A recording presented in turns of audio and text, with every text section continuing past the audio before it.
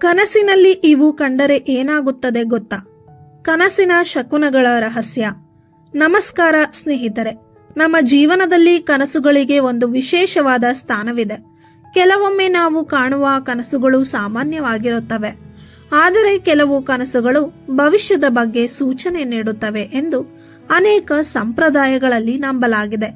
ಇಂದಿನ ಈ ವಿಡಿಯೋದಲ್ಲಿ ಕನಸಿನಲ್ಲಿ ಯಾವ ಯಾವ ದೃಶ್ಯಗಳು ಕಾಣಿಸಿಕೊಂಡರೆ ಅದನ್ನು ಯಾವ ರೀತಿಯ ಶಕುನ ಎಂದು ಪರಿಗಣಿಸಲಾಗುತ್ತದೆ ಎಂಬುದನ್ನು ತಿಳಿದುಕೊಳ್ಳೋಣ. 1. ದೇವರ ದರ್ಶನವಾಗುವುದು. ಕನಸಿನಲ್ಲಿ ದೇವರು ಅಥವಾ ದೇವಾಲಯ ಕಾಣಿಸಿದರೆ ಅದನ್ನು ಅತ್ಯಂತ ಶುಭವೆಂದು ಪರಿಗಣಿಸಲಾಗುತ್ತದೆ. ಮನಸ್ಸಿನ ಆಸೆಗಳು ಈಡೇರುವ ಸಾಧ್ಯತೆ, ಹೊಸ ಅವಕಾಶಗಳು ಮತ್ತು ಶುಭ ಸುದ್ದಿಗಳು ಬರಬಹುದು ಎಂಬ ನಂಬಿಕೆ ಇದೆ. 2. ಹಾವು ಕಾಣಿಸುವುದು. ಹಾವು ಕನಸಿನಲ್ಲಿ ಕಾಣಿಸಿದರೆ ಎಲ್ಲವೂ ಕೆಟ್ಟದ್ದೇ ಎಂದು ಅರ್ಥವಲ್ಲ. ಕೆಲವೊಂದು ನಂಬಿಕೆಗಳ ಪ್ರಕಾರ ಇದು ಧನಲಾಭ, ಆಧ್ಯಾತ್ಮಿಕ ಬೆಳವಣಿಗೆ ಅಥವಾ ಜೀವನದಲ್ಲಿ ಮಹತ್ವದ ಬದಲಾವಣೆಯ ಸಂಕೇತವಾಗಿರಬಹುದು. 3. ನೀರು ಕಾಣಿಸುವುದು. ಸ್ವಚ್ಛವಾದ ನೀರು ಕಂಡರೆ ಸಂತೋಷ ಮತ್ತು ಮನಃಶಾಂತಿ, ಯಶಸ್ಸಿನ ಸಂಕೇತ.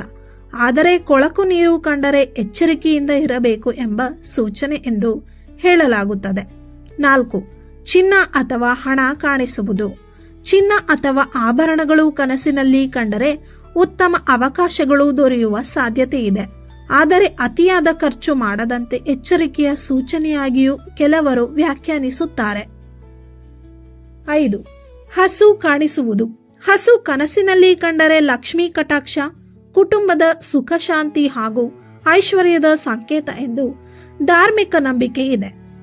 6. ಹೂವುಗಳು ಕಾಣಿಸುವುದು. ತಾಜಾ ಹೂವುಗಳು ಕಂಡರೆ ಶುಭ ಕಾರ್ಯಗಳು, ಸಂತೋಷ ಮತ್ತು ಹೊಸ ಆರಂಭದ ಸಂಕೇತ.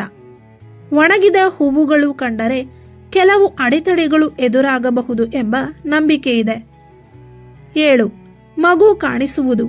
ನಗುತ್ತಿರುವ ಮಗು ಕಂಡರೆ ಸಂತೋಷ, ಹೊಸ ಅವಕಾಶಗಳು ಮತ್ತು ಶುಭ ಫಲಗಳ ಸಂಕೇತ ಎಂದು ಹೇಳಲಾಗುತ್ತದೆ.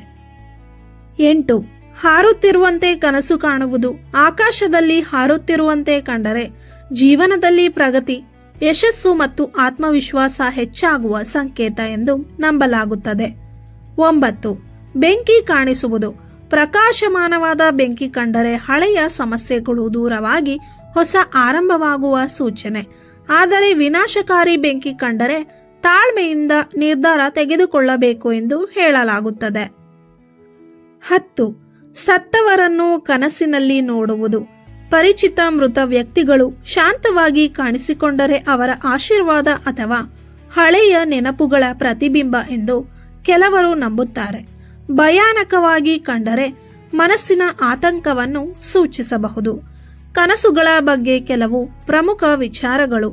ಬೆಳಗಿನ ಜಾವ ಕಾಣುವ ಕನಸುಗಳು ಹೆಚ್ಚು ನೆನಪಿನಲ್ಲಿ ಉಳಿಯುತ್ತವೆ. ಪ್ರತಿಯೊಂದು ಕನಸಿಗೂ ಒಂದೇ ಅರ್ಥ ಇರುವುದಿಲ್ಲ. ವ್ಯಕ್ತಿಯ ಮನಸ್ಥಿತಿ, ಅನುಭವ ಮತ್ತು ಸಂಸ್ಕೃತಿಯ ಪ್ರಕಾರ ಈ ಕನಸುಗಳ ಅರ್ಥ ಬದಲಾಗಬಹುದು. ಆದ್ದರಿಂದ ಕನಸಿನ ಆಧಾರದ ಮೇಲೆ ಮಾತ್ರ ಜೀವನದ ಪ್ರಮುಖ ನಿರ್ಧಾರಗಳನ್ನು ತೆಗೆದುಕೊಳ್ಳಬಾರದು. ಸ್ನೇಹಿತರೆ, ಕನಸಿನ ಶಕುನಗಳ ಬಗ್ಗೆ ಹಲವಾರು ಧಾರ್ಮಿಕ ಮತ್ತು ಜನಪದ ನಂಬಿಕೆಗಳಿವೆ.